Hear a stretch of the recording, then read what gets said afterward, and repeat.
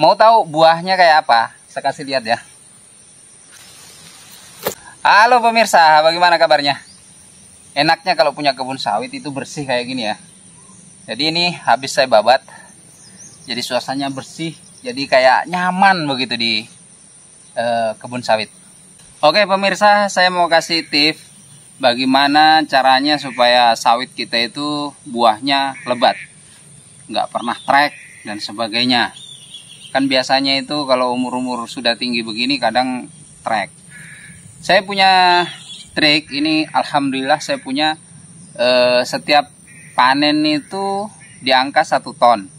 Itu 3 kali 1 bulan, berarti 3 ton. Itu rata-rata. Kadang lebih dan kadang sampai 800. Tapi kalau di bawah 800 itu jarang sekali. Jadi tipsnya adalah pertama adalah pemupukan.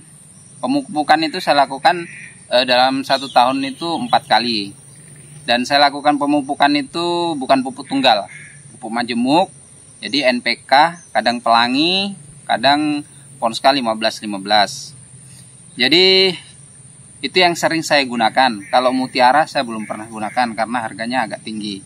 Jadi saya pakai yang murah-murah saja. Kemudian yang lebih penting adalah ini. Kalau menurut saya, ini harus bersih. Satu lagi, jangan menggunakan herbisida untuk membersihkan di bawah sawit ini ya. Jadi saya sarankan untuk dibabat. Jadi gunakan mesin babat, tujuannya adalah agar akar-akar sawit ini tidak terkena herbisida. Kebiasanya kalau terkena herbisida itu akar mudanya itu bisa kering. Dan itu akan mempengaruhi pertumbuhan sawit atau buah sawit. Jadi saya sarankan untuk dibabat seperti ini. Dan sisa-sisa pembabatan ini bisa jadi kompos, ya kan? Jadi dengan membabat ini bukan menggunakan herbisida ya, itu akan menjaga kelembaban juga tanah.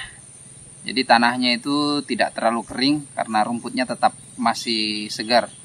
Dan biasanya kalau terlalu tinggi semaknya, tinggi rumputnya, atau apalagi kalau banyak tumbuh-tumbuhan liar yang sifatnya kayu keras, biasanya ada itu saya lihat di YouTube kebunnya kayak hutan itu. Saya rasa itu tidak efektif karena biasa nutrisi makanan dalam tanah itu akan ikut berebut dengan kelapa sawit. Jadi itu yang pertama, pemupukan 4 kali, saya pakai gunakan majemuk. Terus dibersihkan ini lokasi kebunnya supaya kelembabannya atau nutrisi dalam tanah ini tetap terjaga. Jangan gunakan herbisida. Oke? Insya Allah kebun Anda, sawit Anda akan berbuah lebat terus. Tidak ada treknya.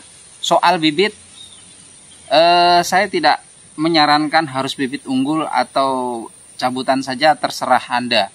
Jadi ini terus terang tidak ada bibit unggul di sini. Bukannya kami tidak mampu beli, memang kami juga ragu ketika mau beli bibit unggul karena balai pembibitan itu ada di Sumatera, sedangkan kita di Sulawesi. Jangan sampai dalam proses perjalanannya itu bibit yang semula unggul menjadi bibit tidak unggul karena mungkin dicampur supaya dapat keuntungan yang lebih. Ini bagi oknum penjual benihnya ya. Jadi logika saya saja berpikir bahwa balai pembibitan itu hanya beberapa saja yang ada, sedangkan kebutuhan bibit itu banyak. Di Sumatera saja membutuhkan bibit sawit itu banyak sekali, apalagi di Kalimantan. Nah, saya curiganya bibit ini ya mungkin ada unggul, dia beli 1 kantong misalnya, 1 peti. Tapi untuk agar dapat hasil yang banyak penjualnya, makanya dicampur dengan benih yang tidak unggul atau bibit cabutan, dioplos lah ceritanya. Akhirnya petaninya rugi karena dia harus mengeluarkan uang banyak karena ini alasannya bibit unggul mahal. Jadi dia keluarkan uang banyak dan akhirnya sawitnya juga tidak bagus-bagus amat.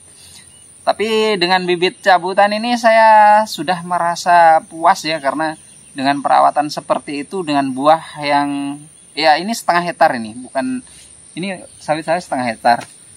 Jadi kalau dia menghasilkan 1 ton dalam sekali pemetikan, kalau 3 kali saya petik berarti kan 3 ton per bulan. Itu menurut saya sudah lumayan puas ya dengan hasil itu. Karena bibitnya memang bukan bibit unggul. Tapi kalau Anda punya bibit unggul mungkin setengah hektar bisa sampai di atas 3 ton per bulan. Saya rasa hanya itu. Oke. Silahkan kalau ada komentar silahkan tulis di bawah.